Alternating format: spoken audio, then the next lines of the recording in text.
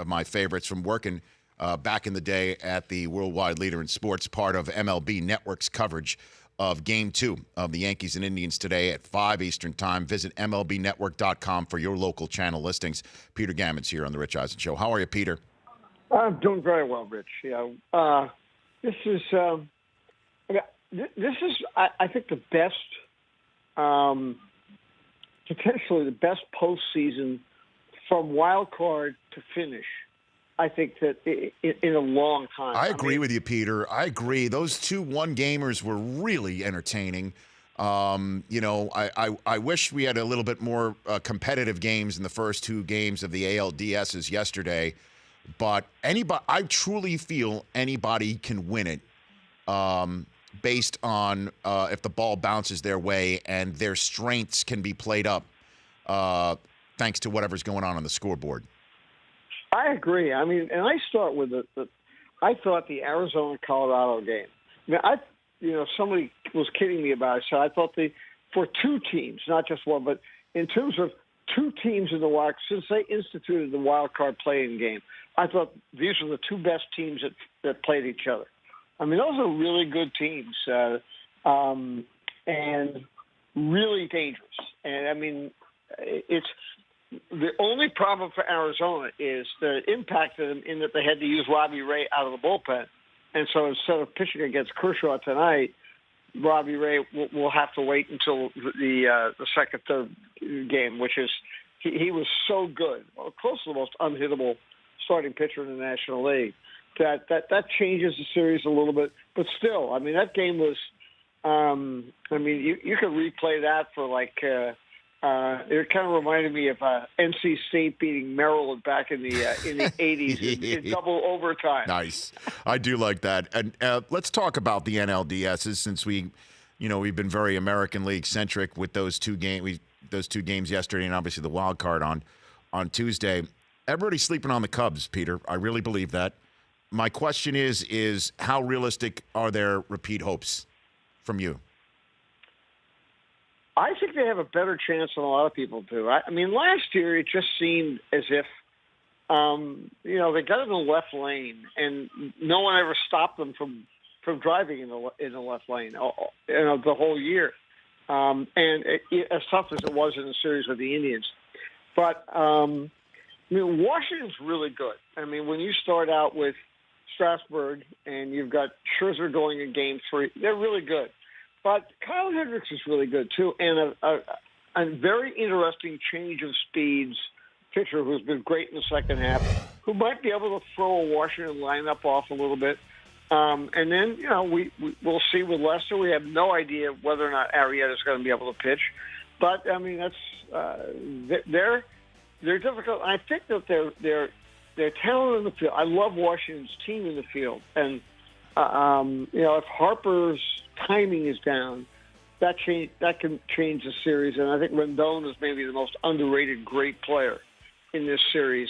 But at the same time, defensive problems, I mean, Murphy at second, Zimmerman's throwing problems. I mean, I wouldn't be surprised at all if a few times in this series, guys just take off on a pitcher's first moves to first and see if Zimmerman can throw the ball to second. Because that's an issue. And that the Cubs are going to exploit that kind of thing. So I think this has a chance to be a great series. And I feel better about the Astros if they were going Greinke, Ray, but still they're very good in terms of their talent in the field.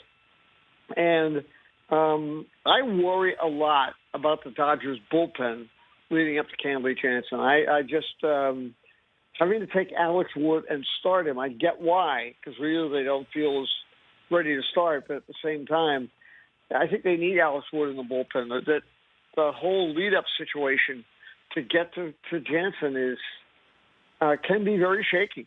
Peter, and I get a little afraid of watching a couple of those relievers. Peter Gammons of MLB Network joining us just as the first pitch is getting thrown in Game 2 between the Red Sox and the Astros. And then the Yankees' strength is that bullpen, as we saw, a very, very rare instance of trying to protect a game from a third of an inning on. The only issue with that being the Yankees' strength in many ways is they've got to get a lead. And I don't know if they're going to be able to get one against the Cleveland Indians, who look so very good, Peter. How good is this Indians team compared to World Series champs that you've eyeballed in the past? They're one of the best, and the thing is that their pitching is so deep.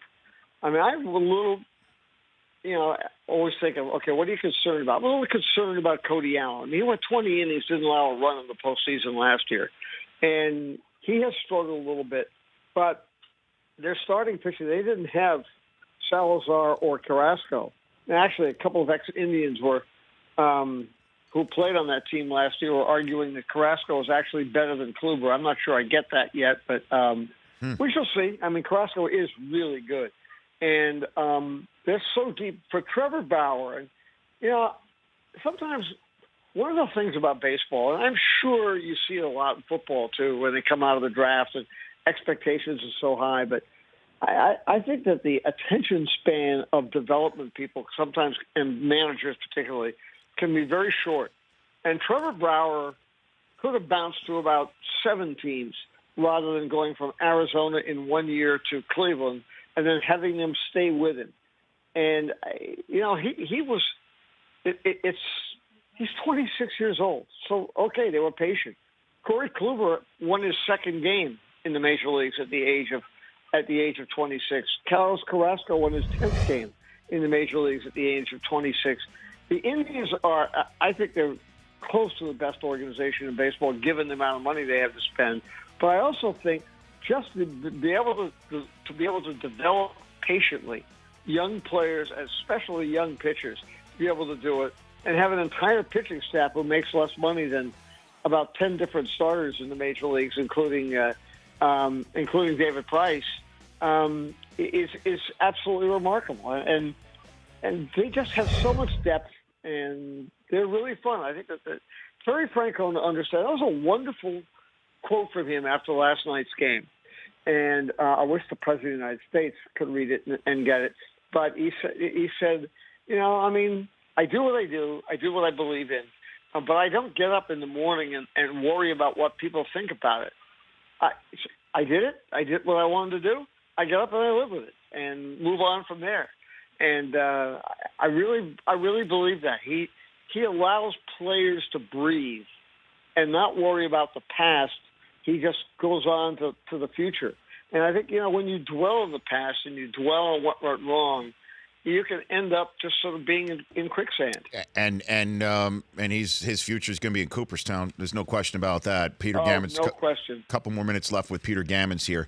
I had an interview with Jerry Seinfeld a couple of weeks ago, Peter, and he talked about how much what he enjoys about baseball is what he calls the democracy of talent and physique, where this is a sport where you can have 2 MVP candidates and one being a 6'7" former tight end kid out in right field and Aaron Judge, and then you can have Jose Altuve, who is about $180 soaking wet, if that. The democracy of talent and physique. It's just a beautiful thing to watch. Altuve, is he your MVP over Judge, or I what would you think say? so. It's so close because I think I look at it 2 ways. One, Altuve went wire to wire. He was consistent all year long, and I think there's a great deal to be said for that when you play 162 games. Judge came up with him for the Yankees in about 3 or 4 different times when the Yankees began to struggle during the season. And he became sort of the beacon for all those young players the Yankees have, and they have great young talent. I end up saying I think Altuve, just because of that wire-to-wire business and how consistent the Astros were during the season. But it's really fun to see it. I love that. I wish I had thought of that term. I'm really jealous, but it's going to bother me the rest of the afternoon. Don't, Peter. Not that take it. Seinfeld is much smarter than I am. He is. Take it. It's brilliant, isn't it? Democracy of talent and physique is what he said. I love that because it's something it's one of those things about people said last year when the Red Sox, when Benintendi hit, they said, well, he's a little small. I said, yeah, he's about the same height and about 15 pounds lighter than Carl Yastrzemski was at 37. But it's not about height and size and all that. I mean, it's about the skill level. And when you look at this team, unfortunately, Pedroia's playing really hurt, but Pedroia was the MVP of the American League, and he's 5'5.5". And Altuve could be the MVP this time. They both have one of the things that I love about hitters. Buck Showalter taught this to me about 25 years ago. Look for guys with short arms because they can handle a fastball on the inside part of the plate much better. They don't have the elongated swings. Even though obviously the Judge and Stanton have incredible power and have the ability to get the bat in position to barrel it up. But guys with short arms, it's a big advantage. And I think we see that. Altuve and Pedroia are classic examples. And it really is fun. And I also really enjoy the youth, the exuberance. I mean, Houston's in the middle of playing a 9-game series with the Red Sox right now. And that's right. So it's really fun to watch it. But I'm telling you, I mean, the Astros are just so much fun. I mean, they absolutely they enjoy things so much. George Springer plays like a maniac all the time. I mean, he made a great catch yesterday with a score like 7-2. He's great to no watch. Need to go try to kill himself, but that's just the way he is. He's great to watch. And then they got Gaddis, who looks like Paul Bunyan, and they've got all these young guys, and then older ones like Beltran is there with McCann. It's really just a fun. And Bregman is Pedroia the second. I mean, he is so funny. I think he's going to be a great player. And A.J. Hinch, to me, I got a chance to interview him a couple of times. I really, really came away impressed and root for him. And I think it's going to wind up being Houston and Cleveland. That's going to be a hell of a series with two managers who I think are on the top of their game. And we'll see what happens in the National League, Peter. I'm really excited about all of it. And please do, before I let you go, take Seinfeld's comment and run with it. Go for it. I love that. It's made my day thus far. Fantastic. Until now that the games are just starting. Okay, very good. Enjoy them. Enjoy all four of them, Peter. That's okay. You better. Thanks so much. Always. That's Peter Gammons at P Gammo. The Rich Eisen Show, weekdays at noon Eastern on radio stations across the country and audience. Isn't it amazing you can download an app with your thumbprint? You should download our app with your thumbprint.